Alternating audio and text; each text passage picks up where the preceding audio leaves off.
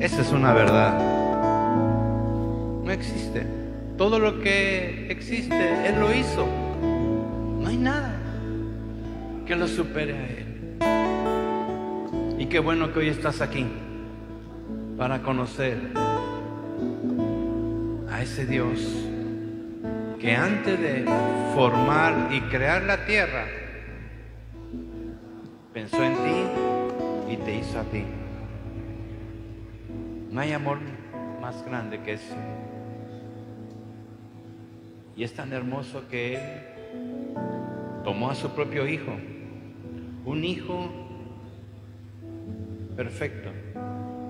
La Biblia le llama santo, santo, santo. Y lo subió a la cruz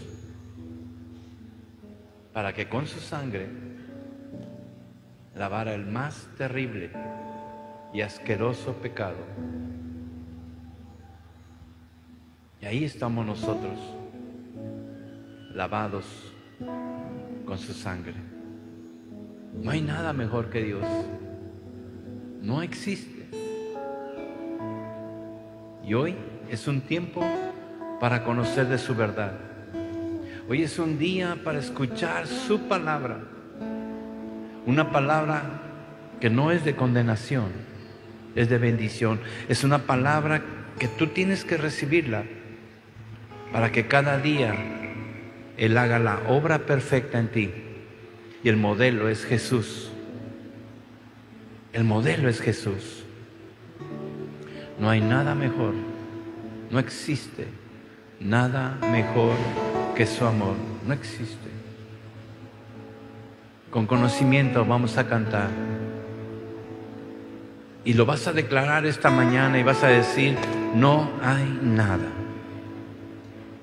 Y lo vamos a hacer con música.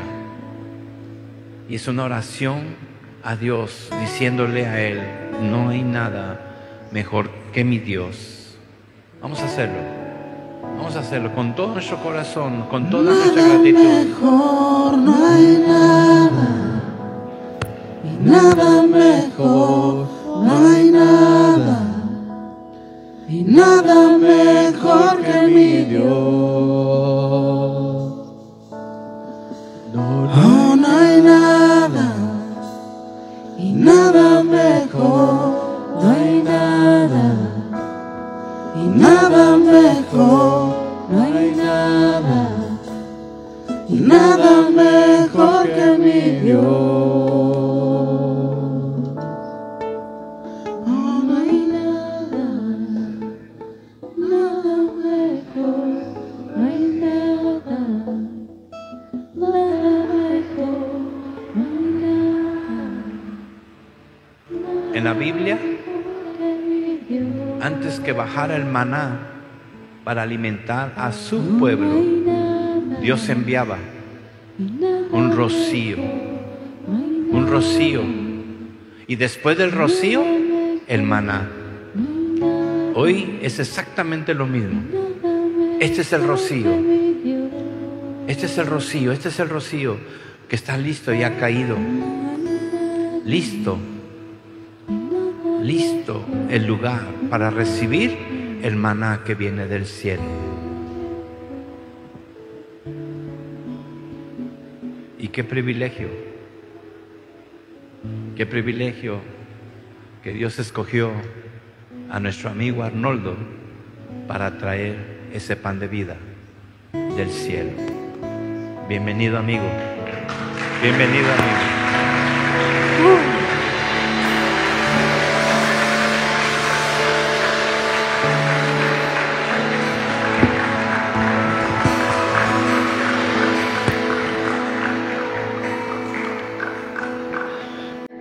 Mi amigo Jaime hablaba de la verdad, sí puede tomar su lugar. Y la verdad es una. Y la verdad es única. Y cuando hablamos de las verdades de Dios, hablamos de manera singular porque hay una sola verdad. Y Jesús dijo, yo soy la verdad. Yo soy la vida. Yo soy el camino. Me gusta cuando se utilizan en la palabra los absolutos de Dios. Cuando dice nada mejor, no hay nada. Cuando cantamos esto, cada vez que Dios habla de lo absoluto, se hace Él absoluto, no en el sentido del poder, sino la manera como Él establece los principios que son inviolables, inquebrantables y que son únicos y que cambian la vida de los seres humanos. Por eso hoy vamos a predicar su verdad, no la nuestra, la verdad de Dios. Y es la verdad de Dios la que nos cambia, la que nos transforma. La verdad de Dios que viene a través del Espíritu Santo. Porque Jesús dijo que el Espíritu Santo nos guiaría ¿a qué? A toda verdad. Y nos guiaría a Jesús, nos construiría, nos restauraría, nos edificaría, nos levantaría con mucha fuerza en medio de este siglo, en medio de este mundo. Hoy quiero compartir con ustedes una palabra que la he titulado La medida exacta. Por favor, acompáñenme con sus Biblias.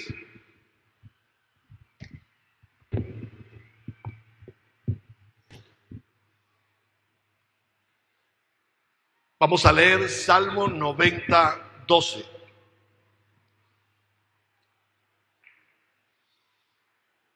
Salmo escrito por el rey David. Salmo muy conocido por nosotros. ¿Por qué es conocido? Porque es vecino del Salmo 91. Y como es vecino del Salmo 91, que todos nos conocemos, entonces allí cerquita está el Salmo 90, que nos deja muy buenas verdades acerca de la perspectiva, de las aspiraciones que puede tener todo ser humano. Y como lo está enseñando David, me parece a mí que hay que prestarle mucha atención a estos grandes pensadores y especialmente a un rey que tuvo como premisa dejar que Dios dirigiera su vida. Y así decía el rey David: enséñanos. Esto es interesante. Dice enséñanos, no dice enséñame. Enséñanos de tal modo a contar nuestros días que traigamos al corazón sabiduría.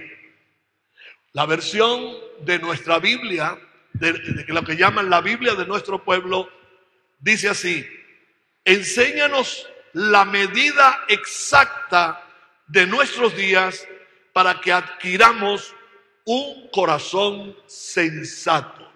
Y de allí, de este versículo y de esta traducción, fue que yo tomé el título, la medida exacta. Hay una medida exacta, una medida perfecta que necesitamos aprender. ¿Ok? Y este versículo, en especial el versículo 12 del capítulo 90 de los Salmos, es un versículo que utilizamos mucho a principios de año, cuando estamos haciendo todos nuestros planes, donde hemos tenido una gran reflexión y hemos hecho una evaluación del año pasado con el año nuevo. ¿Qué voy a hacer en el año nuevo que no hice en el año pasado? No voy a cometer, ¿cómo hago para no cometer los errores que cometí el año pasado, en el 2021? ¿Ok? ¿Cómo hago? Y entonces allí cuando entramos en esa reflexión, y lo utilizamos la mayoría de los pastores. Yo tengo 43 años ministrando y creo que en esos 43 años he escuchado quizás 1 millar de pastores predicar sobre ese tema. Y precisamente lo predican al inicio de un año nuevo. Ya han pasado, vamos a 4 meses de que comenzó el año, pero nunca es tarde para pedirle al Señor que nos enseñe. Porque cuando dejamos de aprender, dejamos de enseñar. Y yo creo que la vida es un constante aprendizaje. Un constante aprendizaje. A nuestra edad, la gente nos pregunta: ¿y qué más vas a aprender? Necesito aprender. No solamente de los libros, necesito aprender algo que me cambie la vida para seguir creciendo, para seguir desarrollándome, para seguir evolucionando y tener algo que compartir y dar, aportar para las nuevas generaciones. Nosotros estamos muy claros.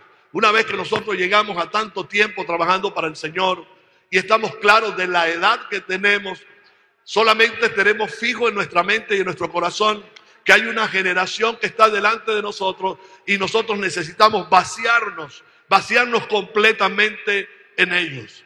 Si algo le pido al Señor es que no me deje morir lleno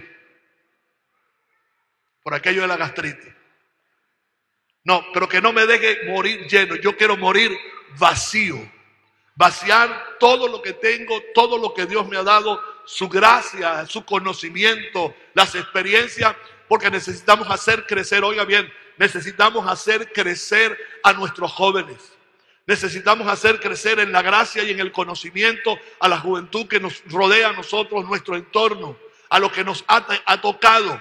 Y yo digo que nos ha tocado con mucha satisfacción y no por el sentido del deber, sino que cada vez que lo hacemos, yo siento mucha satisfacción en enseñar a esas nuevas generaciones que se levanten. Yo ayer veía a estos dos niños cómo estaban quebrantados. Cuando en el servicio ayer que hicimos especial de los jóvenes, y yo veía esos 10 niños, yo les pregunté la edad, uno tenía 11, tiene 11 y otro tiene 10 o 10 y 9. Y yo me veía ahí reflejado y yo le decía al Señor, si hubiese tenido la bendición de conocerte como te conocen esos niños. Entonces trabajamos para que estos niños, estos adolescentes, los jóvenes, los adultos, podamos tener una mente totalmente distinta a las que nos quieren meter mediáticamente en los sistemas globales.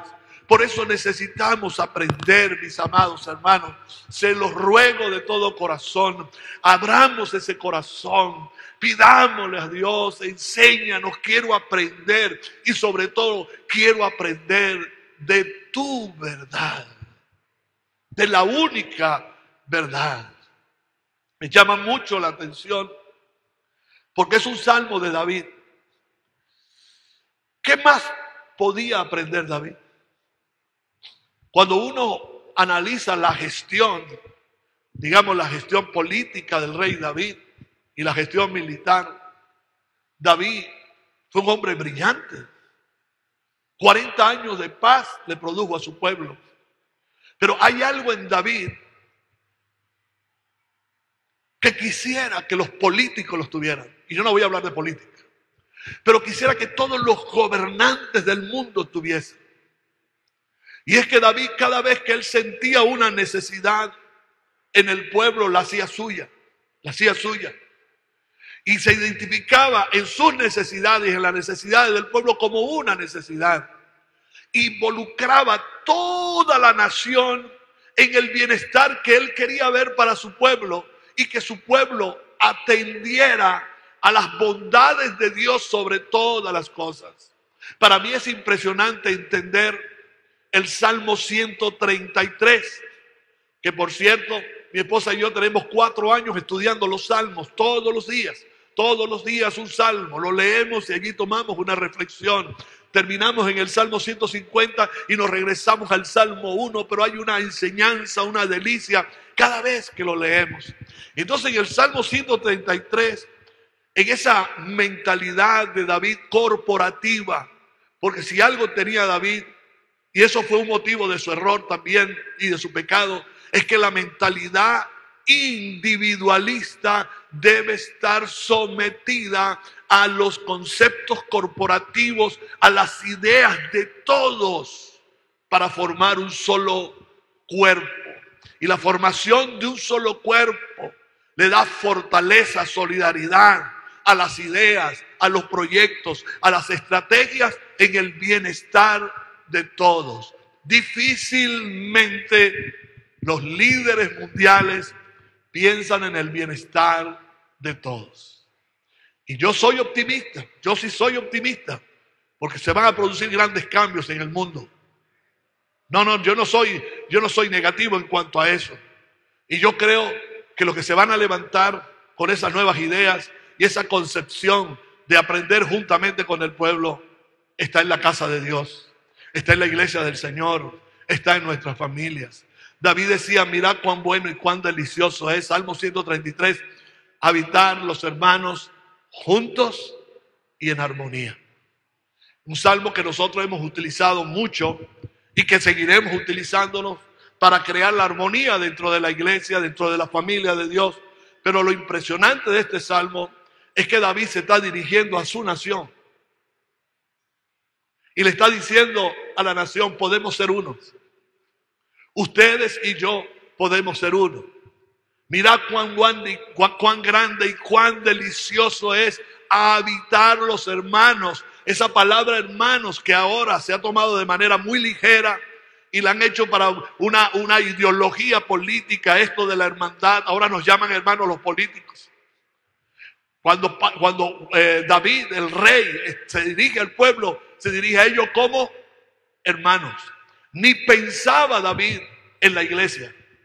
Porque no es una exclamación, ni una petición o un ruego de David a una iglesia. Le está diciendo a toda la nación, vamos a ponernos en armonía, vamos a unirnos, vamos a tener todos toda una misma forma de pensar. Vamos a hablar todo lo mismo y ustedes verán que al final, ¿qué dice el Salmo al final? Dice, porque allí envía el Señor bendición y vida eterna. Qué bueno que eso procure en nuestros líderes. Que venga la bendición de Dios sobre cada familia de México. Que venga la bendición de Dios sobre cada familia de la iglesia Dos Ríos. Eso es lo que queremos. Por eso ver a David en esta posición y en esta oración es interesantísimo. Yo hice un análisis muy sencillo, un análisis gramatical, sujeto, verbo y predicado. Muy sencillo de nuestra lengua. Y tuve que explicarlo muy bien porque como yo le predico a gringos, a americanos, con traductor, yo tengo que explicarle todo lo que es la gramática española. Pero a ustedes no tengo que explicarle mucho. Usted sabe lo que es un verbo, usted sabe lo que es un sujeto y usted sabe lo que es un predicado. Entonces el verbo es la acción en sí. Y yo quiero analizar los tres verbos que aparecen en ese corto versículo para dar una construcción eficaz, para tener acciones y reflexiones del salmista para inspiración, porque la idea en esta mañana es inspirarles con la palabra. Y cuando uno recibe este tipo de inspiración, que va mucho más allá de una motivación, es la que nos genera la fuerza necesaria para seguir adelante. Y a través de este análisis, también vamos a encontrar la revelación del Espíritu de Dios para nuestro tiempo. Los tres verbos están allí de manera sencilla. Enseñar, contar y adquirir. Tomo el verbo adquirir de la otra versión de la Biblia de nuestro pueblo que dice, para que adquiramos un corazón sensato. Y aquí comienza la reflexión de David. Te pido, te ruego, oh Dios, que nos enseñes. Ya les expliqué cómo David involucra el deseo de que la gente aprenda. Porque un pueblo entendido no es presa fácil de la ignorancia mediática en la cual nos quieren sumergir. Un pueblo entendido tiene sus ojos bien abiertos a la iluminación de Dios, a entender a Dios, a entender las propuestas de Dios, a entender la verdad de Dios. Y quizás yo voy a hacer el papel de David en esta mañana. Y yo le voy a regar al Señor que a nosotros todos nos enseñe Dios. Y lo más maravilloso, para entrar en una genuina reflexión de nuestra oración, es la actitud. Hay que tener una buena actitud para llegarse a Dios y hacer este tipo de reflexión. La actitud es una disposición de ánimo que se manifiesta en acciones, en actitudes, y eso es muy importante para nuestra vida. Quiero decirle que sin una adecuada disposición, las cosas no suceden. Entonces esto va mucho más allá de palabras. Es una relación interna, es una reflexión que sale de lo más interno de nosotros, una actitud. Claro, no es muy fácil entender las actitudes, porque la gente sabe muy bien algunos son muy buenos actores y algunas son muy buenas actrices, ¿ok? Porque pueden disimular muy fácilmente lo que se muestra por fuera, que es la actitud que los mueve, como aquella técnica de las actitudes, esta técnica del dominó, el efecto dominó. Por dentro estoy diciendo, si toco aquí, se cae aquí, aquí, aquí, allá, pero eso no lo sabe nadie. La gente solamente ve una acción. Y ese tipo de actitud y ese tipo de predisposición hace que las cosas vayan mal. Jamás, y perdone que utilice ese absoluto, jamás encontraremos cosa alguna delante de Dios con una actitud cerrada o con una indisposición. Enséñanos, es la petición de personas, en este caso del rey David, escuche esto, que rinden su voluntad propia a la de su maestro por excelencia. El clamor, la petición de David es: el pueblo, mi gente, mis seguidores, mi iglesia y yo entregamos toda nuestra voluntad a ti, para tu servicio, para tus disposiciones, para tus planes. Aquí estamos. Ya no dependemos de tantas habilidades que tenemos, de tantas profesiones que tenemos. No, dependemos y rendimos nuestra voluntad a Dios. Y eso lo entendió el apóstol Pablo. El apóstol Pablo podía hacer una lista de su currículum, una cosa enorme, muy conocido, muy bien preparado, pero él encontró que su vida había sido transformado a la imagen de Jesús, y él dijo: ya no vivo yo, vive Cristo en mí. A mí me confronta una actitud de los discípulos de Jesús, esa actitud humilde de los discípulos, dispuestos a todos por el Maestro.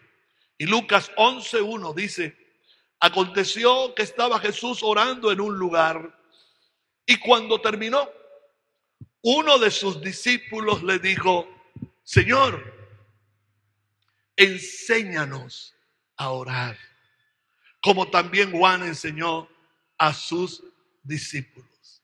Alguien dijo en una oportunidad: yo solo sé una cosa, que no sé nada. Solo sé una cosa, que no sé nada. Sócrates lo dijo. Y es tan interesante el ver a unos discípulos, y cuando hablo de discípulos, estoy hablando del entorno más cercano a Jesús. Imagínense que una persona en el entorno más cercano a Jesús pudiera caminar erguido, altivo, y decir: ¿sabes quién es mi maestro? Jesús. Y cuando se encuentra con alguien que vino de la tutoría de Juan, decirle: sí, a ti te enseñó Juan, a mí me enseñó Jesús. Y mostrar una actitud de que ya todo lo sabe. Todo lo sabe. Yo tengo un gran defecto. Y que cuando yo encuentro a alguien que me manifiesta que todo lo sabe, yo me hago como el que no sé. Y una manera de hacerme del que no sé es que me quedo callado. ¿Sabe qué es difícil? Tener un diálogo con los que saben. Con los que creen que saben. Porque hay gente que cree que sabe y no sabe. Y ese es el grave problema. Que ellos no saben que no saben. Entonces los discípulos llegan a Jesús, y después que Jesús viene de orar, uno de ellos dice: Señor, wow, no sé qué pasaba en el entorno, qué sintieron, qué vivieron. Jesús orando apartado, y llega a ellos y le dice: Señor, la verdad es que hasta ahora nos sentimos hasta insuficientes. Qué bueno eso, ¿no? Sentirse insuficientes no significa que eres poca cosa. Significa que necesitas más. Y las grandes batallas de nuestra vida con nuestra autoestima es cuando reconocemos ante otros que saben más que nosotros. Le decimos: me siento insuficiente, necesito aprender de ti. Aleluya. Qué interesante. Señor, enséñanos. Ahora es cuando nos falta aprender. Sí, Desde joven lo sentí. Desde muy joven lo pedí al Señor. Y hoy, esta mañana, antes de venir para acá, en un lugar donde van ustedes todas las mañanas y yo también, le dije al Señor, enséñame. Necesito aprender.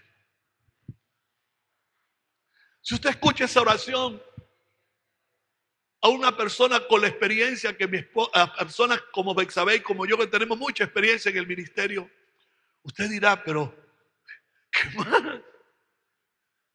Yo le voy a decir, su pensamiento es una locura. Porque yo creo que todavía me falta mucho. Necesito aprender. Hace alrededor, creo que fue el año pasado, yo me levanté una mañana, iba a ministrar y le dije al Señor, Señor, úsame. Yo quiero que tú me uses. Yo quiero ser tu instrumento. Y yo creía que estaba utilizando la oración más humilde delante de Dios.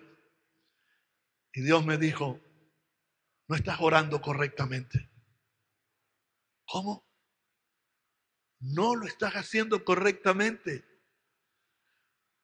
Porque tú quieres que yo te use para que la gente te vea a ti. ¿Por qué no oras mejor?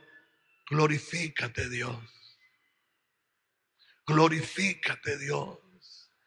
Y he tenido que cambiar mi esquema, mi papa mental, lo que yo consideraba que era lo más humilde que podía hacer en la oración, pedirle, Señor, yo no soy nada sin ti. Úsame, yo soy su instrumento. Yo no estoy diciendo que no lo hagan los demás, pero en cuanto a mí, aprendí que es Dios primero. A Él tenemos que mostrar primero y que debemos mostrar su gloria siempre que sea a Él. Y aprendí a mejorar esa actitud. Y he visto los cambios. No en la gloria que Dios manifiesta en el momento que yo predico. No. En los cambios que ha producido en mi vida. Amén. Si no hay una actitud humilde para aprender, estamos ante todo lo contrario, una actitud destructiva. El maestro muy humildemente enseñaba a sus discípulos y en ningún lado de la escritura le dice, vengan acá, pongan las manos sobre los enfermos y usted va a hablar en lenguas. Y va a decir rabacanda, yo no sé qué más. Y de esa manera se van a sanar. No.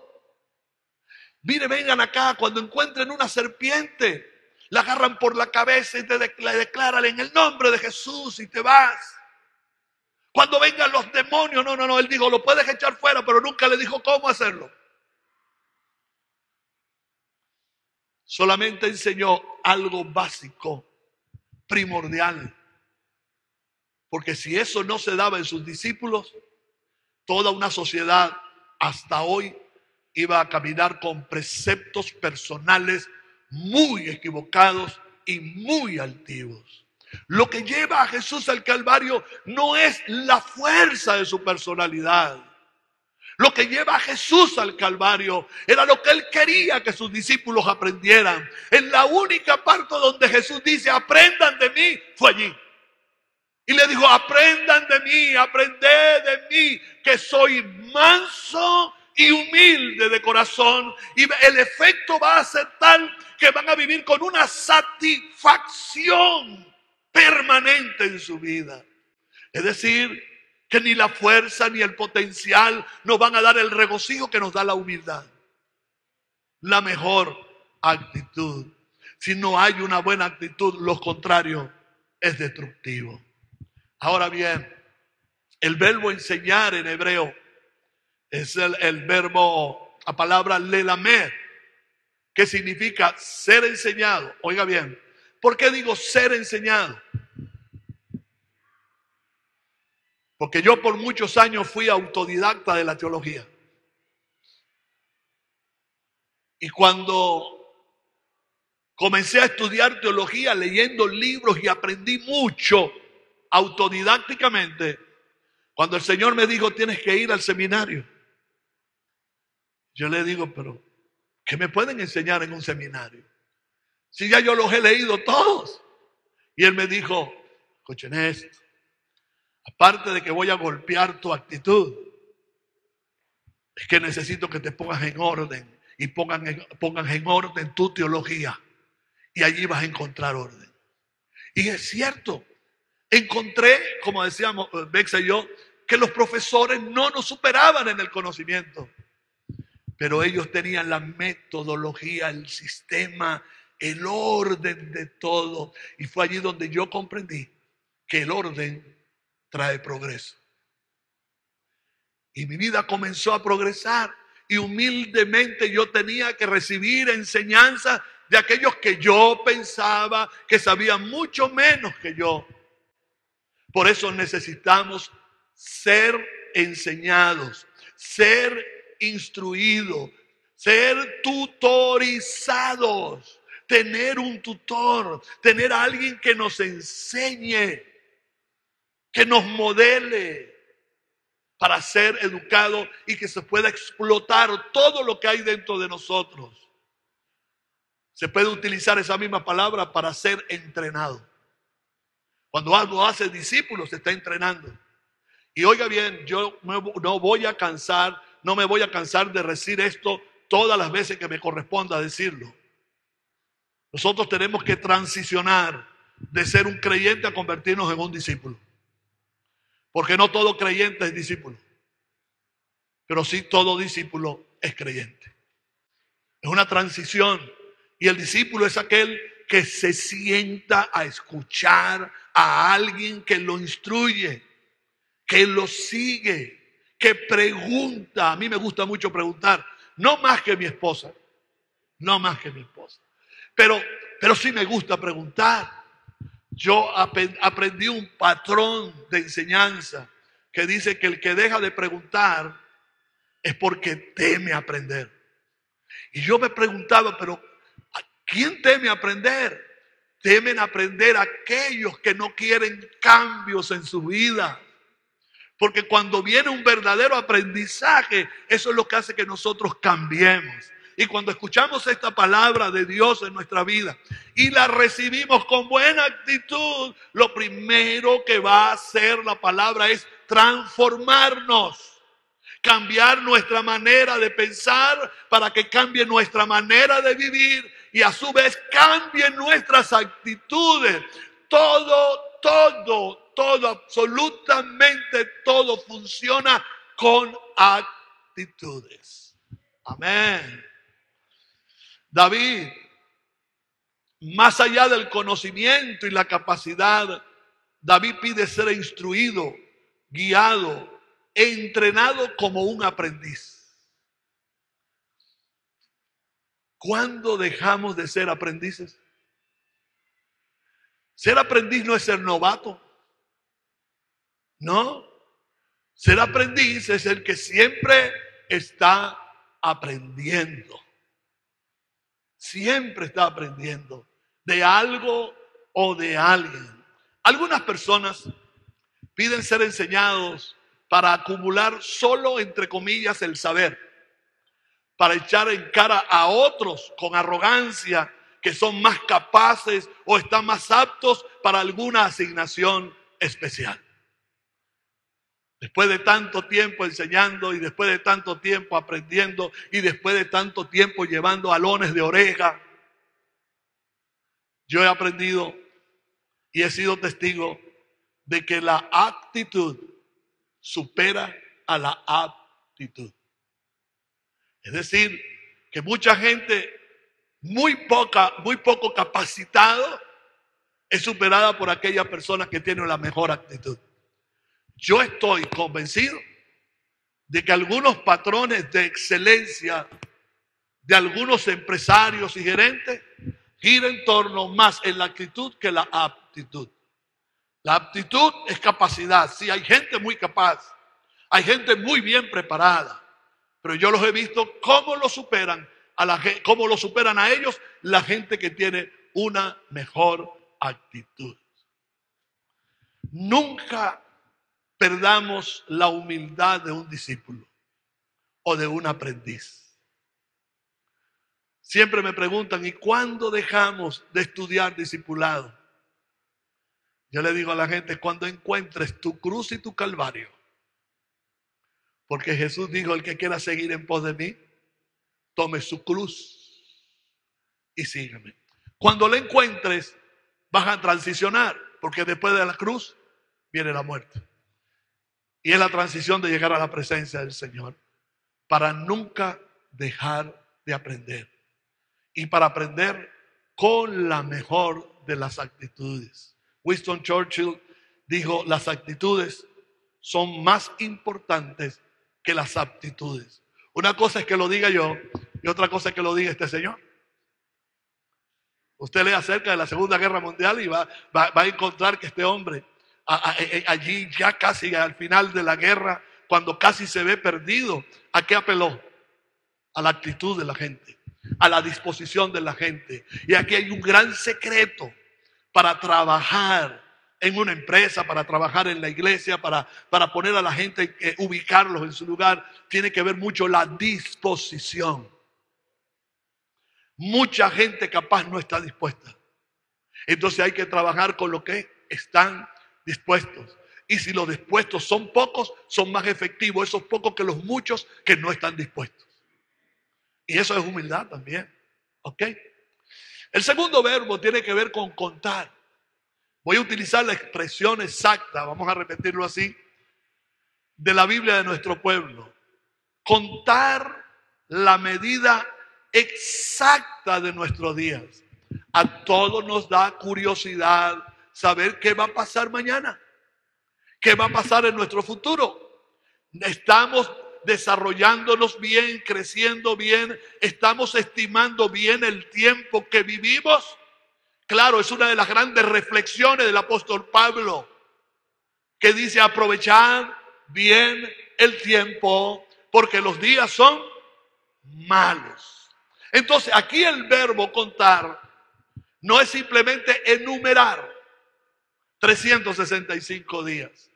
Cuando hablamos de contar nuestros días o tener la medida exacta de nuestros días, el autor nos está hablando de sensatez, buen juicio y sentido común. Sensatez, buen juicio y sentido común.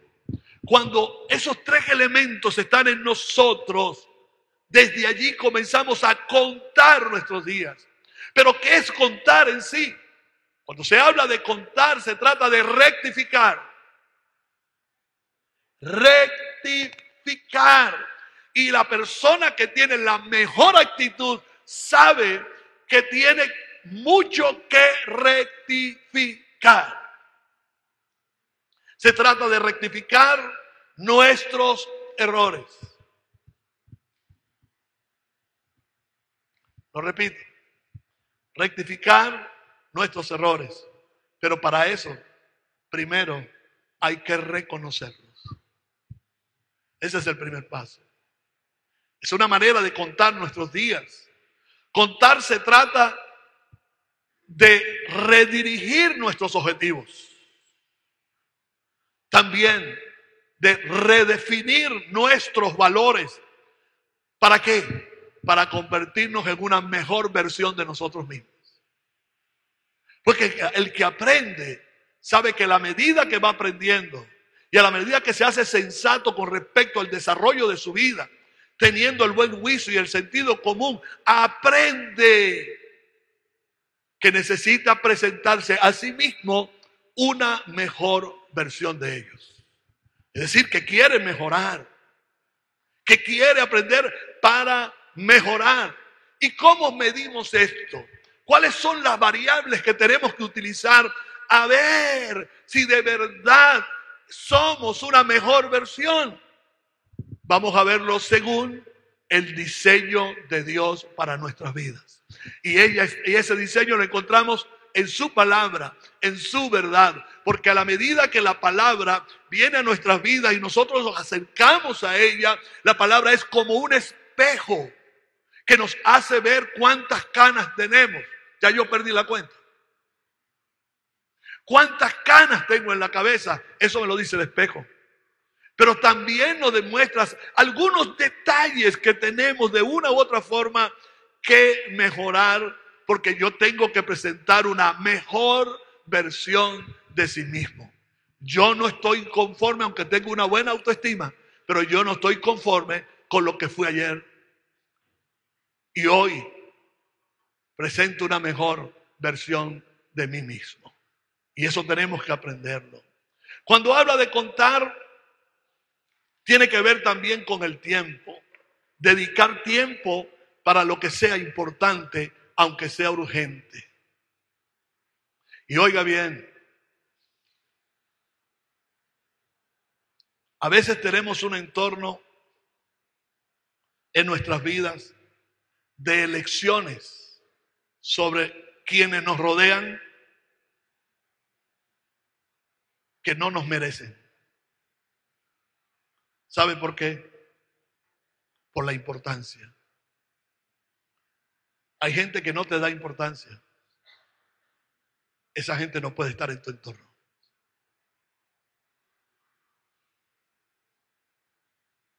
Y tenemos que aprender a discernir y pedirle al Señor que nos enseñe a estimar, evaluar, discernir entre lo que supuestamente es urgente y lo que es importante.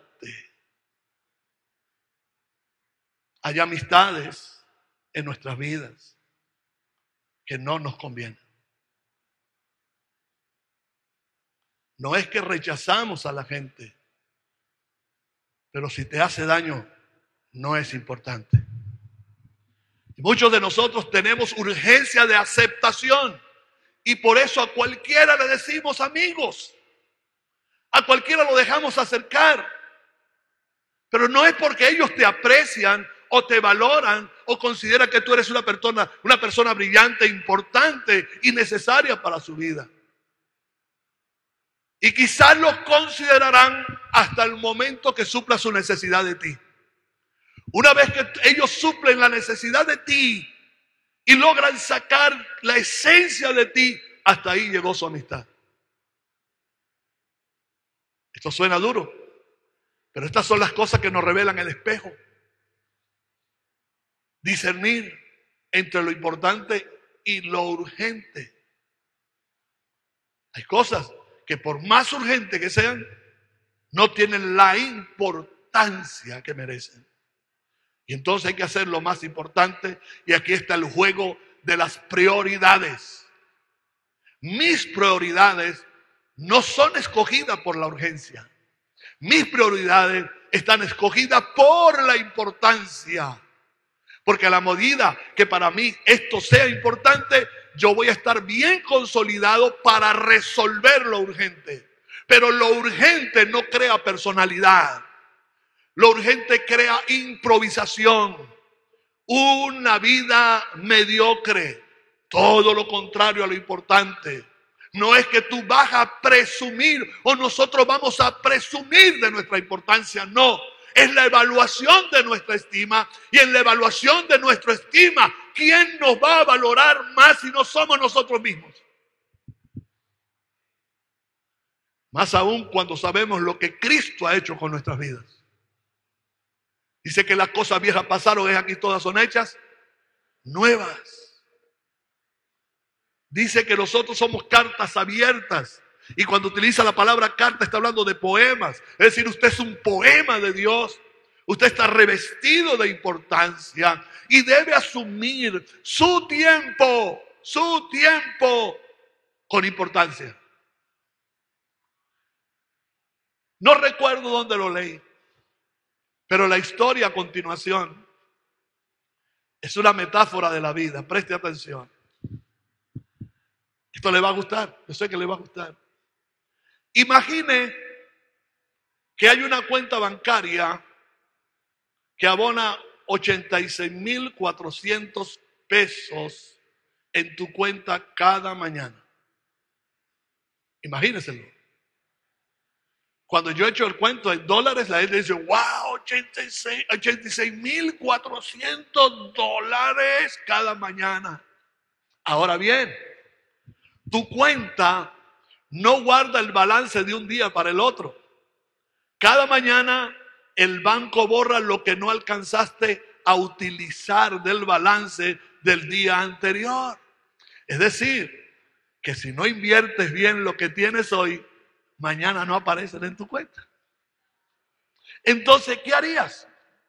¿Retirarías cada centavo? Por supuesto. Y lo invertirías. ¿Ok? Cada uno de nosotros tiene un banco parecido a ese. Su nombre se llama en inglés time. En español se llama tiempo. Cada uno tiene ese banco. Cada mañana te abonan 86.400 segundos a tu cuenta. 24 horas por 60 minutos por 60 segundos. Cada noche descuentan como perdido lo que sea que no hayas logrado invertir en un buen propósito. Por eso es tan importante ver la vida desde la plataforma de la importancia. Oiga bien, usted no va a utilizar el dinero y no lo va a gastar porque hay que gastarlo porque mañana no aparecerá en la cuenta. No, usted va a buscar y considerar lo que va a ser importante invertir. Y estamos hablando del tiempo. ¿Sabe? Mañana no existe. Mañana no existe. Yo se lo digo a la gente, el futuro no existe. La vida es el presente.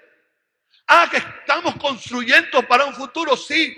Pero en el caso de nosotros, los hijos de Dios, construimos futuro en fe para llamar a las cosas que no son como si fuesen. Ese es un lenguaje de la fe, una confesión de fe. Pero en realidad la esencia del futuro no existe a menos que nos aferremos al diseño de Dios que ya existe porque existe de lo que no se veía. ¡Wow! Interesante eso. ¿Ok? Entonces, repito, cada noche descuenta como perdido lo que sea que no hayas logrado invertir en un buen propósito. No se va a ir a las tiendas y a gastar en cosas superfluas, superficiales, llenas de vanidad. No, o simplemente va a decir, voy a gastar mi tiempo. O voy a utilizar bien el tiempo. Voy a salir a caminar. Sin tener rumbo fijo, como le dijeron algunos. ¿Y dónde vas? No sé, lo sabré cuando llegue. Y entonces tiene que invertir en un buen propósito. Recuerde, no se guarda el balance. Cada noche se borra lo que queda al final del día. Si no logras utilizar los depósitos del día, tú pierdes. No se puede girar a cuenta de mañana. No se puede hablar con los gerentes y los amigos. Hey, déjame pasar eso por allí. No, no se puede hablar. Y entonces debemos vivir en el presente con los depósitos del día. Invierte en tu tiempo, invierte en lo máximo de tu salud, en lo máximo de tu felicidad y en tu éxito. Todo dado por el buen uso del tiempo. Amén. Cada día debe contar de alguna u otra forma. Contar los días de tal manera que mejoremos nuestras relaciones bajo 3 vertientes. Mi esposa dice, y esas palabras tan sabias que ella tiene, ella dice, Arnoldo, las conexiones son más importantes que el dinero. Y ya yo entendí al profeta cuando dijo, comprad sin dinero.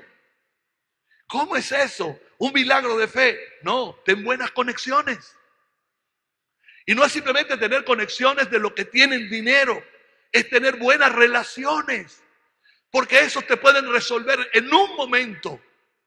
En una oportunidad me fueron a operar a mí de la vesícula y nos fuimos a un hospital en Venezuela, eso hace años, pues yo no sé si la figura de hospital, perdóneme que lo diga, existirá todavía en el país. Y me fui a un hospital y allí, en apuros, corriendo para ver cómo arreglábamos conseguir un cuarto antes de la operación y después de la operación, nos conseguimos una persona. Una persona que ni siquiera nos acordábamos de ella. Y era la referencia de un familiar que se congregaba en nuestra iglesia. Escuchen esto. Y ella viene y se le acerca a Bexabé y a mí me dice, y nos dice, pastores, ¿cómo están? Nosotros, muy bien, ¿y tú? Y aunque yo no me acordaba, asumí la mejor actitud. ¿Cómo están? Mire, yo soy la nieta, era la nieta, la hija de fulana de tal. Ah, fulana de tal, claro que sí. Yo soy la que asigna los cuartos aquí para las operaciones. ¿Qué les parece?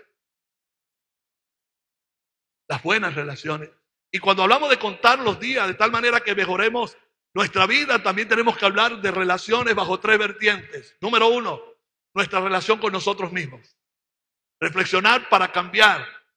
Y cuando hablamos de reflexionar para cambiar, en la reflexión hay un término, y escuche bien esto, hay un término que utiliza San Pablo para la renovación de la mente, que es un término que en griego él lo llama metanoia, que es la palabra arrepentimiento. Y la palabra arrepentimiento significa la restauración de nuestra mente para que influya en nuestro corazón y hay una relación corazón-mente para una nueva persona, una nueva mentalidad. Y entonces cuando nosotros queremos mejorar la relación con nosotros mismos, debemos vivir una vida de reflexión acerca de nosotros mismos con el objetivo de cambiar. Y para que haya un cambio es necesario un arrepentimiento, darle a la vida un giro de 180 grados para que esto a la vez opere un crecimiento. Entonces, reflexionar para cambiar. Diga conmigo, reflexionar y que... Le repito, reflexionar sobre nosotros mismos. Reflexionar para cambiar. Y ese deseo de cambio es el que nos va a llevar ¿a qué? Al arrepentimiento. Porque la reflexión es hacia nosotros mismos. Y ese arrepentimiento como resultado va a traer crecimiento. Y en sí, ¿qué es el crecimiento? Madurez. Ahora repita conmigo. Reflexionar para cambiar. Arrepentimiento. Crecimiento y madurez personal. La otra vertiente en la inversión de nuestras relaciones tiene que ver con la relación con los demás, partiendo del principio de nosotros mismos. ¡Wow! Jesús lo dijo y lo dijo el Señor. Ama a tu prójimo como a ti mismo. Cuando nosotros deterioramos las relaciones con los demás, tenemos que evaluarnos. Porque a lo mejor el problema no son los demás. Siempre estamos buscando proyectar la culpa hacia los demás. Y si hay algún deterioro de un diálogo, de una relación, debemos evaluarnos cuánto porcentaje de culpa tengo yo también en todo esto. Y tengo que impulsarme, como dice la palabra, amar a mi prójimo, a mi vecino, a mi próximo, como a mí mismo. Cuando dejamos de amar al vecino o al prójimo o a la gente, a la sociedad en general, nosotros estamos cometiendo un grave error que es contra nosotros mismos. La otra vertiente tiene que ver con nuestra relación con el Señor, con Dios. Y aunque parezca mentira, a estas alturas del partido necesitamos orar. Algunos ya muy evolucionados, si yo les digo esto, van a decir, dime otra cosa. Tú no tienes revelación. ¿Cómo que a estas alturas me vas a decir que necesito orar? Bueno, yo no sé si tú no necesitas, pero yo necesito tener una buena relación con Dios. Yo necesito intimar con Dios. Y la única forma es orar, no hay otra manera. Yo no soy muy gracioso para caerle bien a todo el mundo. Y cuando yo no soy muy gracioso, tampoco soy para Dios muy gracioso.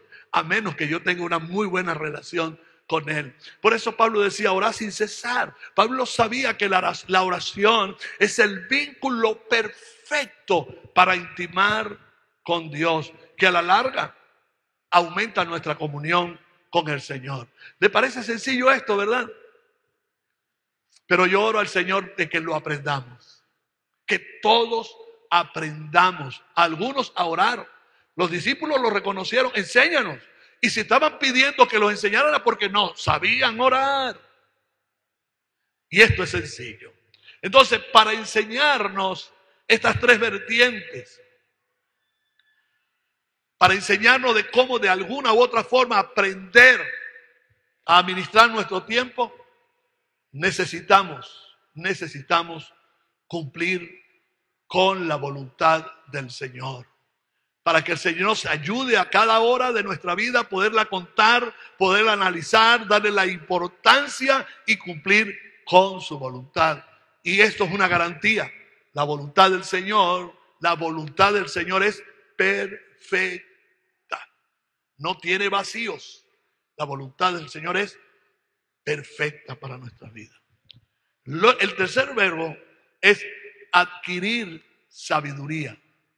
Adquirir sabiduría afirmado en un único principio eterno. La adquisición de sabiduría solo tiene un medio según el sabio Salomón. Dice Proverbios 1:7, el temor del Señor es el principio de la sabiduría. Los necios desprecian la sabiduría y la instrucción. Ante todo lo que se desea o se aspira, la sabiduría debe ser una prioridad para todo ser que dice ser hijo de Dios. Todo aquel que diga que es hijo de Dios tiene que darle prioridad a la sabiduría, a la adquisición de sabiduría mediante el consejo de Dios. Usted lee el Salmo 19, por ejemplo, y se va a dar cuenta que las instrucciones que se dictan allí dice que el juicio del Señor, el mandato del Señor son puros. Los mandatos del Señor son puros, que alegran los ojos, que alegran la mente, que alumbra el entendimiento. Y David creía en eso de tal manera que decía, los mandamientos del Señor, los juicios del Señor, la palabra del Señor, las instrucciones del Señor tienen mucho mejor sabor que la miel que destila de un panal. Y de allí es que proviene la sabiduría.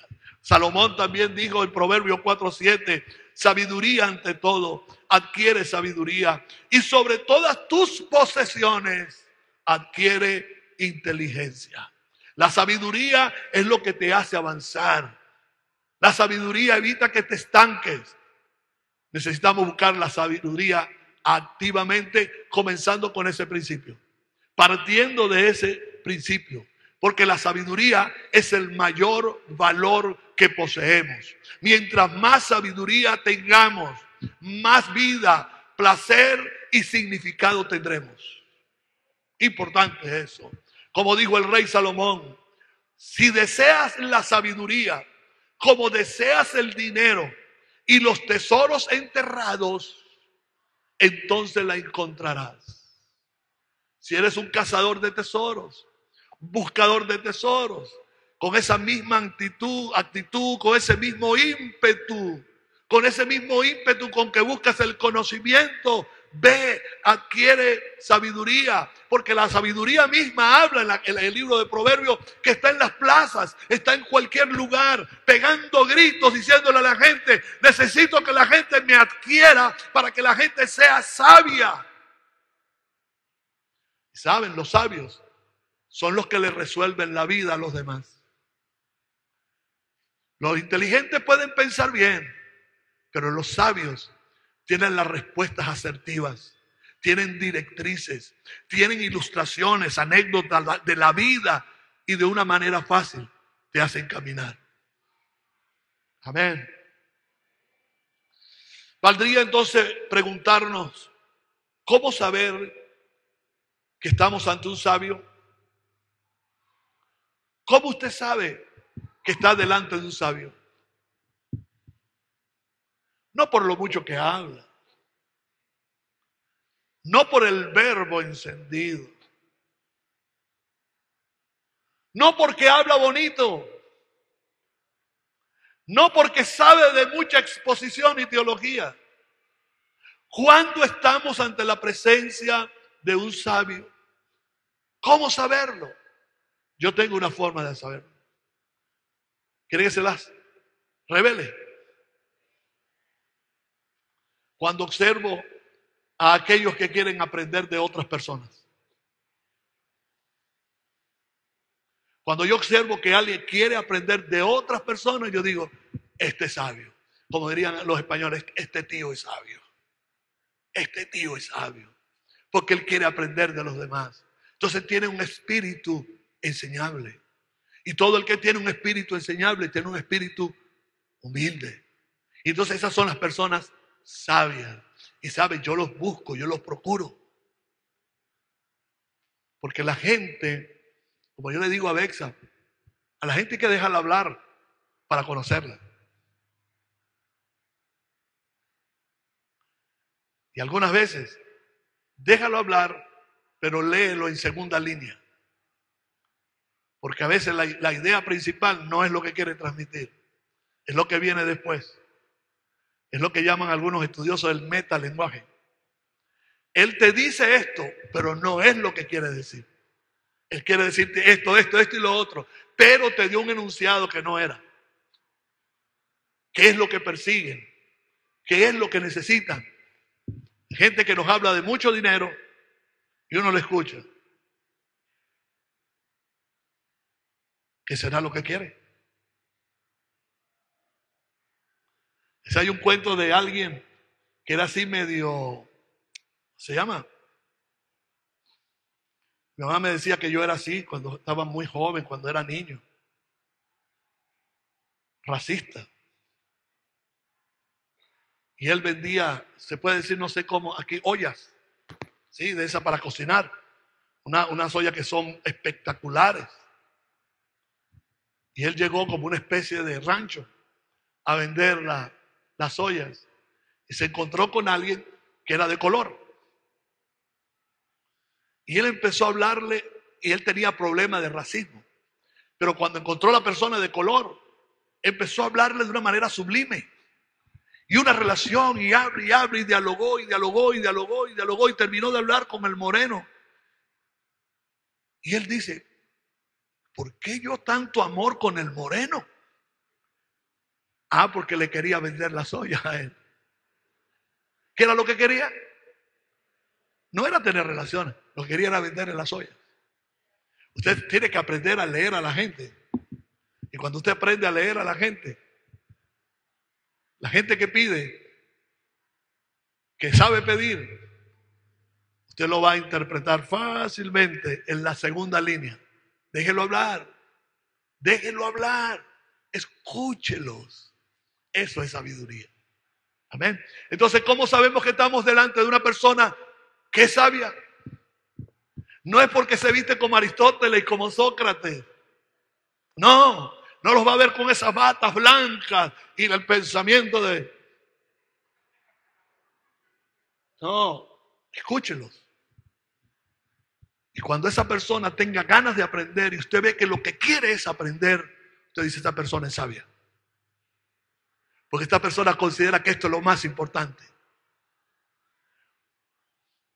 Partiendo del principio salomónico, entonces, para adquirir sabiduría, lo primero que debemos hacer es decidir firmemente qué es lo que queremos en la vida.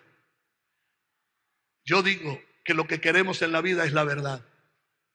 Y si es la verdad y nos esforzamos, no nos vamos a conformar con menos. Si es la verdad que perseguimos, no nos conformamos con menos. Es con la verdad. Comencemos a buscar la sabiduría ahora. Y no esperemos llegar a la crisis para buscar sabiduría. Porque sabe que es difícil. Que llegue la crisis y no tienes sabiduría, te va a costar salir. Pero cuando ya adquieres sabiduría, la crisis se convierte en una oportunidad. Y así creces. No esperemos que venga la crisis para pedir sabiduría, para adquirir sabiduría, para someternos de una u otra forma como aprendiz a buscar que nos enseñen. Yo hice mención de algo que a mí me pareció muy impactante el día de nuestra reunión con mujeres. Es que yo hice mención de Salomón. Porque yo me pregunté, y es la pregunta que también le hago a ustedes, ¿de dónde adquirió Salomón la sabiduría?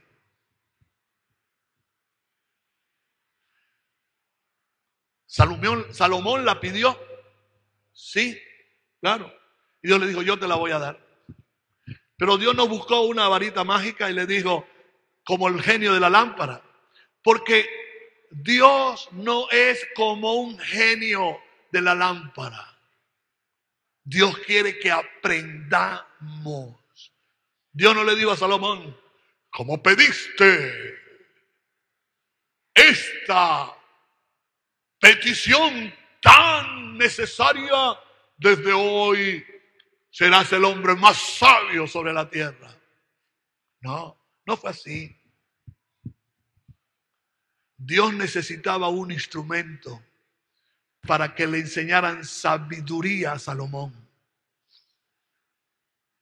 Y quizás nunca nos imaginamos, repito, las mujeres que estaban aquí ya saben cómo es el cuento, pero necesito que todos los hombres y las que no vinieron lo escuchen.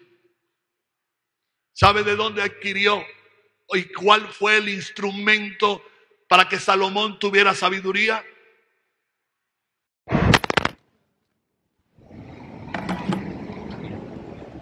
¿Sabe qué fue el instrumento? Su madre. Cuando uno lee el libro de los Proverbios, nos han enseñado que cuando uno lee que tiene que hacerle caso a las instrucciones del padre, uno cree que es David enseñando a Salomón. David no tenía tiempo de estar enseñando a Salomón. Además, la costumbre, la norma en Israel era que la madre enseñaba a los hijos la Torá. Y es asombroso, porque después yo hago un análisis de Betsabé y digo, ¿cómo enseñaba sabiduría esta mujer? Si la vida que vivió antes de que naciera Salomón fue una vida apuntada a la destrucción de su vida. Porque cuando usted lo lee en la Biblia, la gente piensa que fue que David la vio desde el balcón y le dijo, ese lunar que tienes, cielito lindo junto a la boca. Y ella salió, ¡ah! Le habló al rey, rey, este lunar es tuyo.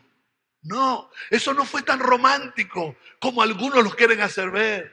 Eso no fue romántico, eso fue el abuso del poder. Y donde hay abuso de poder hay violación. Todas las mujeres de Israel eran de David, porque él era el monarca. Y cuando David estaba pasando por unos graves momentos de su vida, la lujuria vino a él. Y esa lujuria se fue incrementando, transformando, hasta matar al esposo de Betsabé. Y no crean que Betsabé se fue a palacio porque David la cortejó. Los que han estado en Israel, unos amigos míos que estuvieron recientemente en Israel, dicen que hay una distancia de 50 metros desde el balcón de David hacia el lugar donde se estaba bañando Betsabé, que era un lugar de purificación. Y no se crean que cuando David se asoma al balcón, porque es que la lujuria nada tiene que ver con la desnudez. La lujuria va por dentro. Eso es terrible. Y cuando David ve a Betsabé, la ve vestida, porque las mujeres en Israel no se bañaban desnudas, ni utilizaban las franelitas mojadas.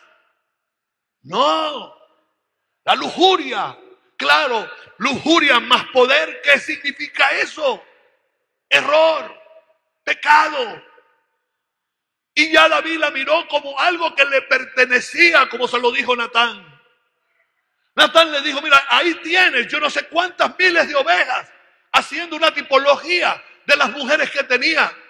Y tú tienes miles, y aquel hombre, Urías, tiene una, y esa ovejita que él cuidaba. Fíjense que es interesante. No era que Betsabé tenía problemas con Urías, porque Natán dice, este hombre cuidaba a su oveja, que era su esposa. La cuidaba, y vienes tú y es la única que tiene, y tú tienes 1000 mujeres aquí, y te empeñas en esa mujer para acabarle la vida a él y a su esposo. Ahora, yo no le voy a echar todo el cuento y hacer un desarrollo de divinidad aquí. Pero es interesante saber que la fuente que le dio sabiduría a Salomón fue su madre Betsabé. Y su madre Betsabé venía de una violación. Betsabé no cometió adulterio, a Betsabé la violaron. Y para colmo, el fruto de la violación murió. Entonces, hay una violencia doméstica, vamos a llamarlo así, o una violencia física, y de eso se suma el dolor del luto. Entonces, ¿cómo una mujer con tantos golpes? Por eso es que yo valoro cada vez más a las mujeres. Y las mujeres aplauden.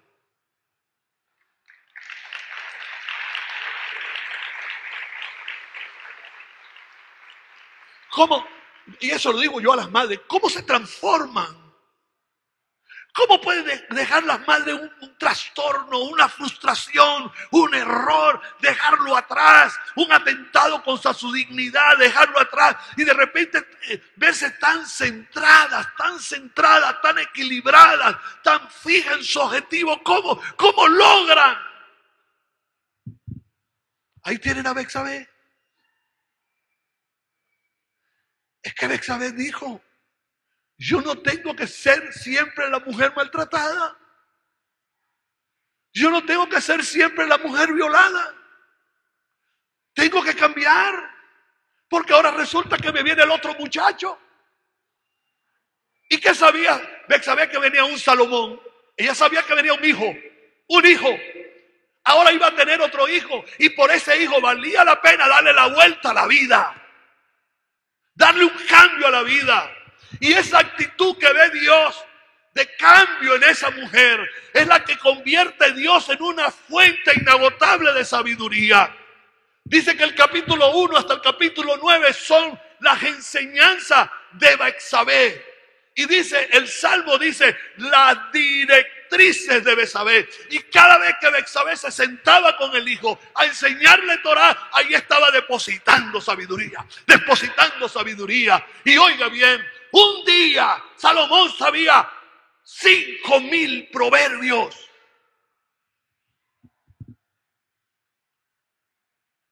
Los tenía escritos. Y ahora sabemos que se los sabía de memoria. Porque cuando la reina de Saba vino a visitar a Salomón, por el prestigio de su sabiduría, se sentó allí a escuchar a Salomón. Y dijo, proverbio número 1. Ejemplo, el temor al Señor es el principio de la sabiduría. Proverbio 4,999. Y la reina de Saba, ¡wow! Y no tenía iPad. No tenía notas. Se sabía 5,000 proverbios. Sí, entiendo, gracias a Dios. Porque el principio parte de Dios.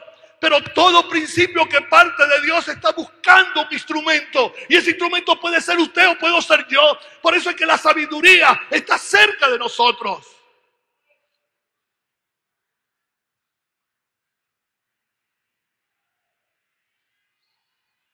La reina de Saba, cuando escuchó a Salomón, dijo, wow.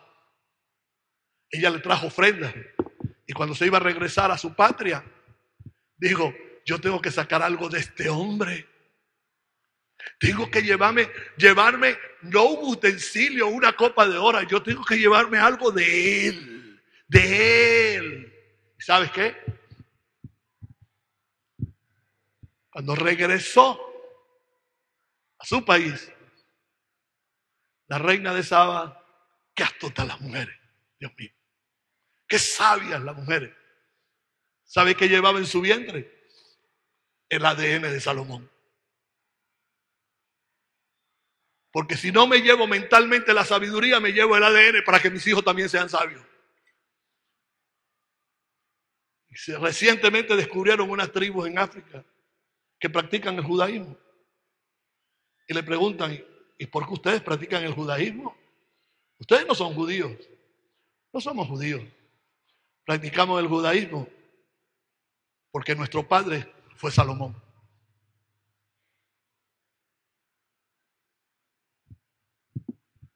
Puede haber un cambio. Y yo hago énfasis en esto y pongo como ejemplo a Betsabé, porque fue capaz de dejar su pasado a un lado, sus golpes a un lado.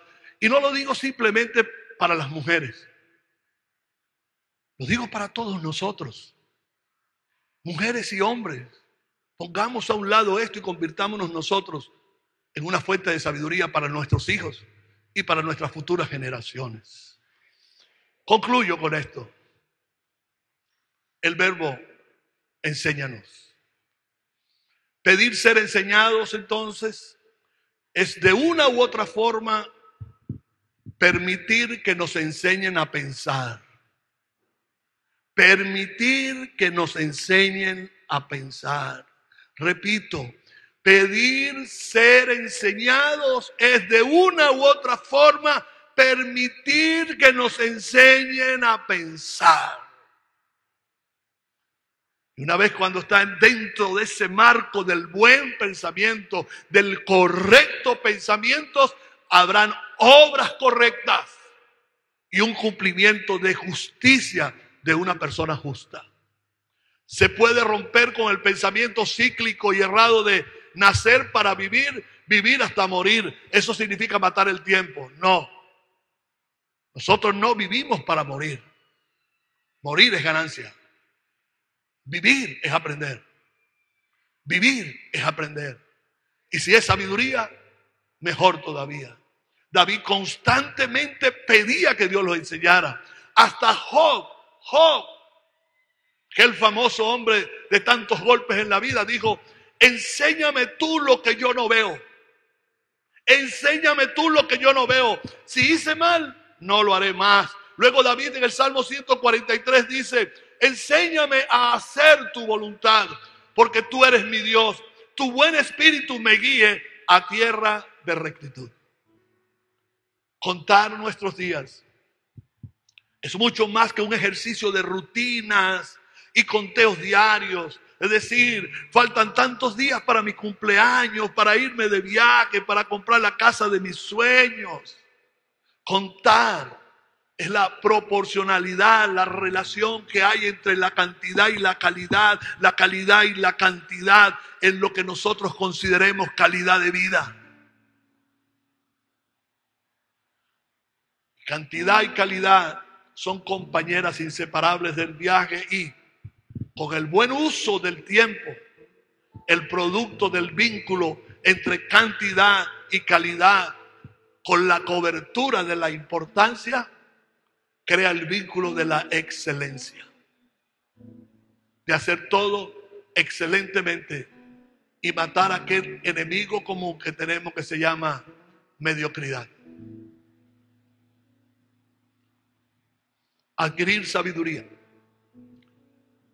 Noah Hemberg dijo: si te molesta la ignorancia, busca la sabiduría. Respetar la sabiduría significa tomarla en serio y hacer un esfuerzo sincero por adquirirla. Antes de aprender cualquier cosa, debes saber primero para qué vives. La gente sabia escucha a los sabios.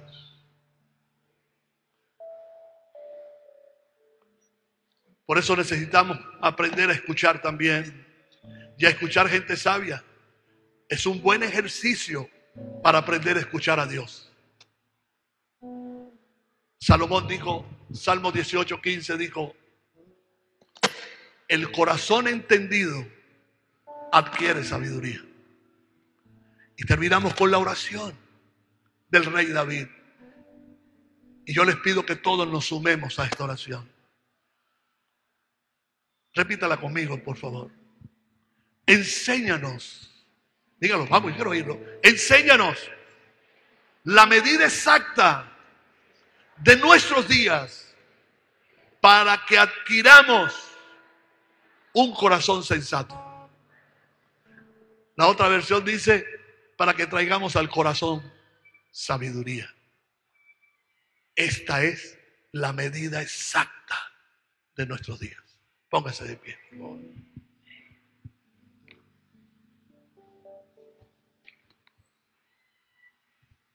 Gracias, Señor.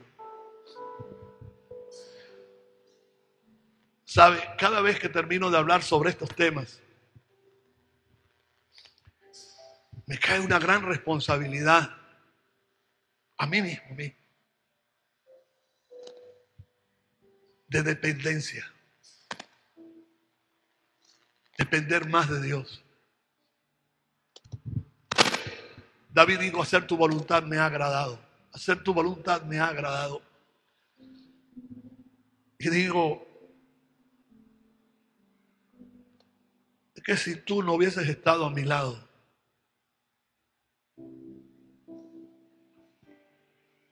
yo no sería lo que soy. Por eso cada vez que cantamos ese coro, esa canción, esa alabanza, a mí me entra un quebrantamiento terrible, terrible. Porque he buscado por todas partes tener mucho conocimiento. Y Bexa y yo nos hemos dado la tarea paralelamente, simultáneamente a los estudios teológicos, al pastorado, al apostolado, a aprender, a estudiar, a conocer más.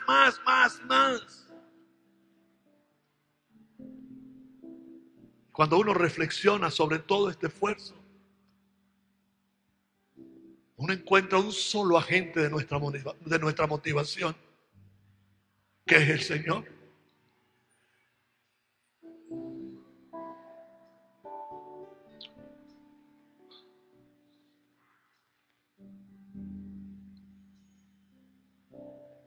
Y al final siempre digo lo mismo. Sin ti no soy nada.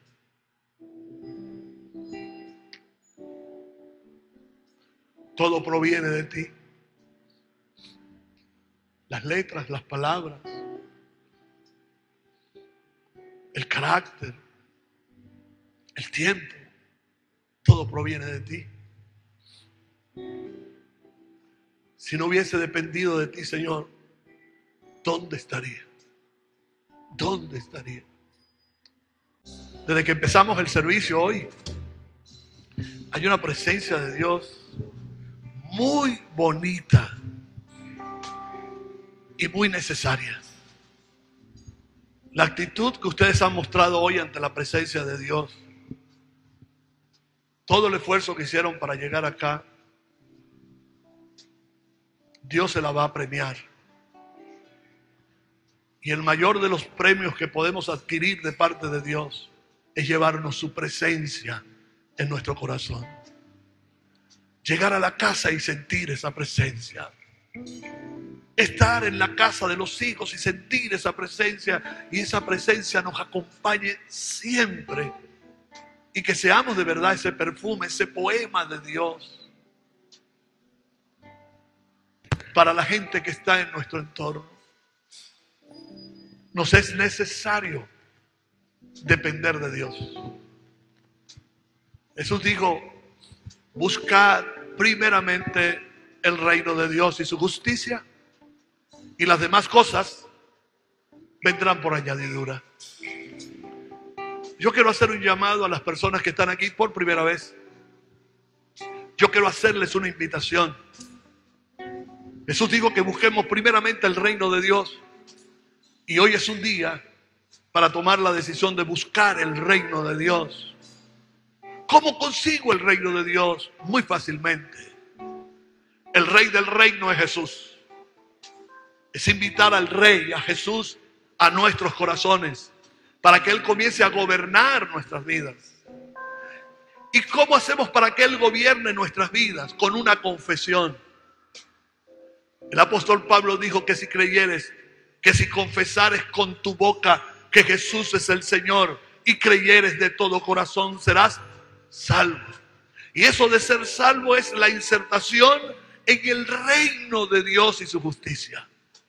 Por lo tanto, querida amiga, querido amigo, si es tu primera vez aquí y hoy quieres invitar a Dios a tu vida, a tu corazón, quieres tener un encuentro personal con el Rey del reino y que el Rey del reino pueda poner el principio de la sabiduría en tu vida para que tu vida tome un rumbo ascendente y cambien todas las cosas, yo te invito a que levantes tu mano y diga: pastor, yo quiero que el Señor venga a mi vida. Dios te bendiga, mi hija, Dios te bendiga. A ver, ¿quién más levanta su mano? Dios te bendiga, Dios te bendiga, Dios te bendiga. A ver, ¿quién más? Más. Levanta su mano allá atrás. ¿Quién más levanta su mano? Dios te bendiga. A ver, ¿quién más dice: Señor, yo hoy quiero que vengas a mi corazón?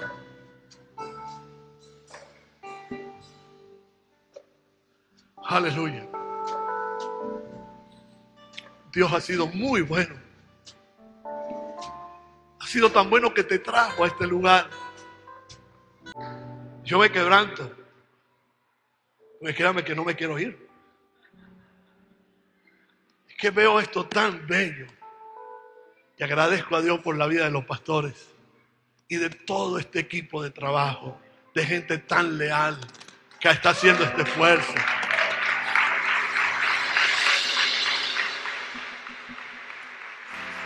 Gracias a Dios por la vida de ustedes.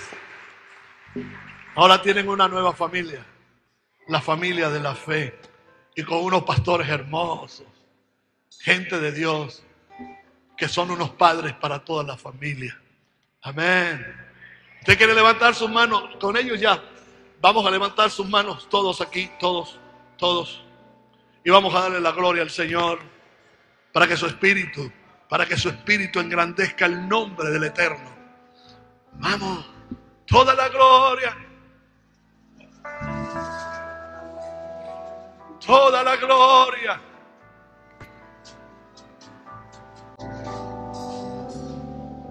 La gloria y el honor.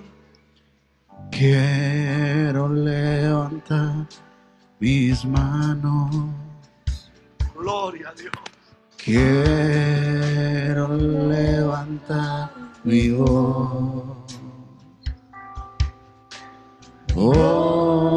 ofreciendo a ti mi vida. Toda la familia Dos Ríos levanta sus manos en santidad y amor. Padre, solo a ti te ofrezco mi vida y mi corazón. Y me postro en tu presencia. En adoración, vamos. En adoración.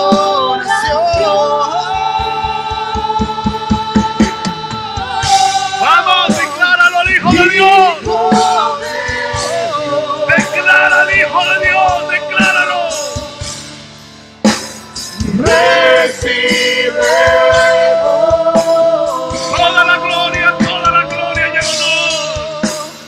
Toda la gloria, la honra y honor.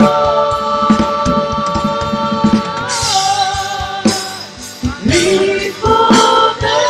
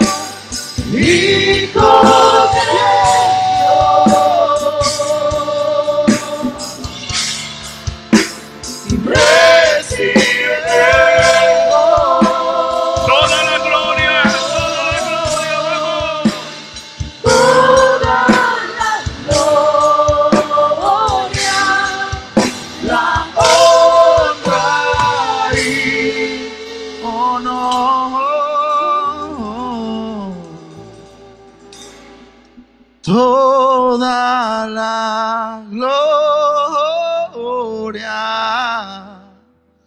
la honra y honor.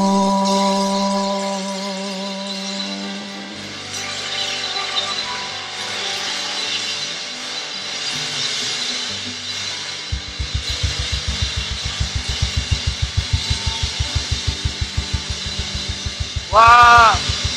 Aplauda al Rey, apláudalo, apláudalo con toda su fuerza, vamos. Aplauda al Señor con todas sus fuerzas. Aplauda al Señor con todas sus fuerzas, vamos. Que se manifieste su gloria entre nosotros, que se manifieste su gloria, que se manifieste su poder, que se manifieste su sabiduría, la sabiduría del cielo sobre esta casa, la sabiduría del cielo sobre cada uno de nosotros. Recibe, Señor, toda la gloria, recibe toda la honra, recibe todo el poder, porque tuyo es el reino, tuyo es el poder, tuya es la gloria por los siglos de los siglos. ¡Aleluya!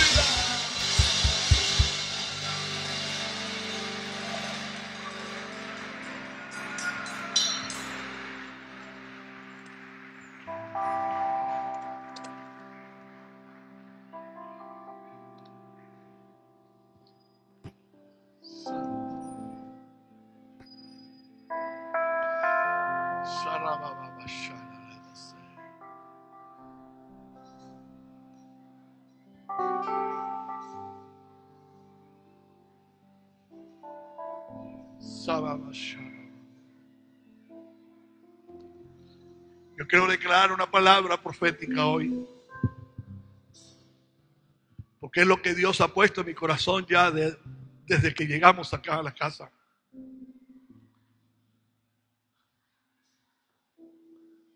Reconozco humildemente que a mi esposa y a mí Dios nos ha dado una unción de multiplicación, de multitudes. Y como lo escribí en un post que subí, dije, pronto serán miles. Miles serán. Esto que usted ve hoy aquí, esto va a ser 3 veces más grande.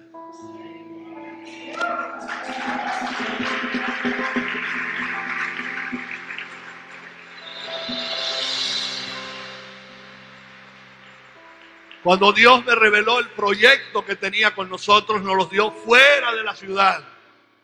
Y la gente lo llamaba el monte. Irónicamente, despectivamente. Pero ese monte se convirtió en un monte sagrado.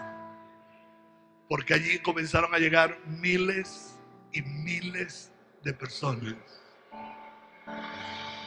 Yo quiero impartir lo que Dios ha puesto sobre nuestras vidas. Ven, Bexabé, por favor. Ven. Y queremos impartir esa gracia de multiplicación, de multitudes.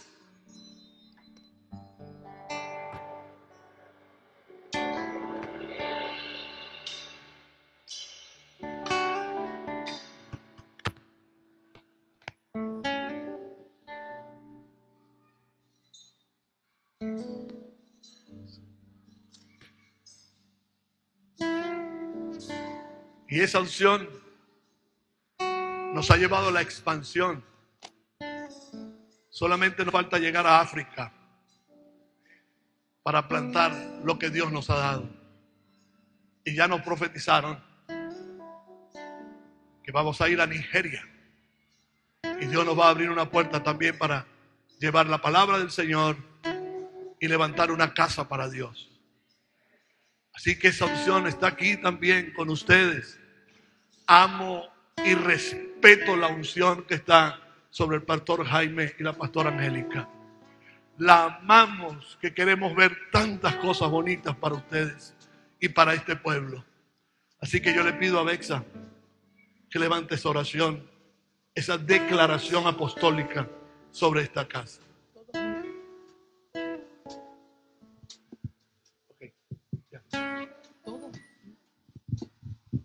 Todos conmigo orando a Dios, ¿ok? Cierren sus ojos y vamos a clamar al cielo. y a declarar lo que Dios va a hacer con ustedes. Padre, gracias. Te damos gracias en esta mañana por tu presencia, por tu poder, por tu gracia sobre este lugar y sobre cada una de las personas que están aquí.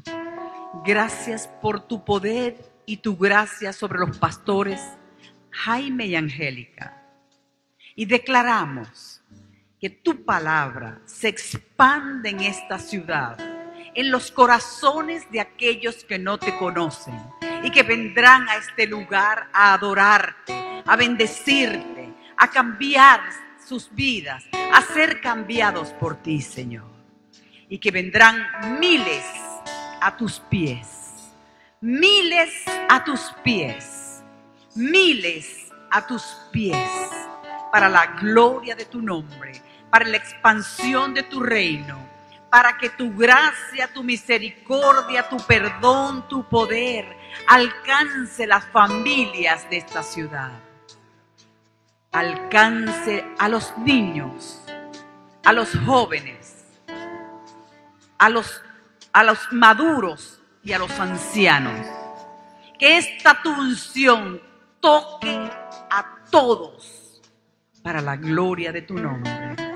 Que venga aquí tu reino y se haga tu voluntad, así como en el cielo, aquí en la tierra, para que los hombres que tú creaste glorifiquen tu nombre por los siglos de los siglos.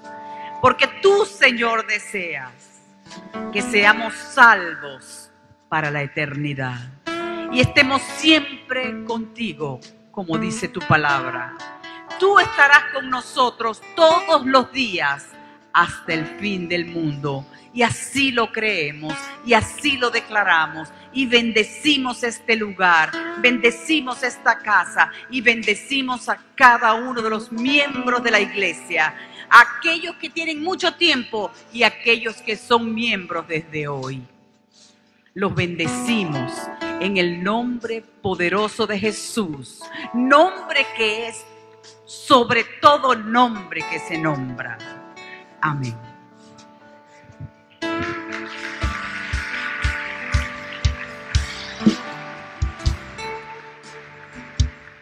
Muchas gracias por todo. Están en nuestros corazones y muy pronto volveremos. Ha sido un enorme placer estar aquí en Dos Ríos y compartir con nuestros amigos, los pastores Jaime y Angélica. Sí, los vamos a llevar en nuestros corazones y en nuestras oraciones. Bueno, qué alegría. Con alegría los recibimos y con gran alegría los vamos a despedir. Y se acaba de profetizar que pronto estará con nosotros. Que así sea. Que así sea. Que esté con nosotros nuestro amigo Arnoldo y nuestra amiga Betsabe.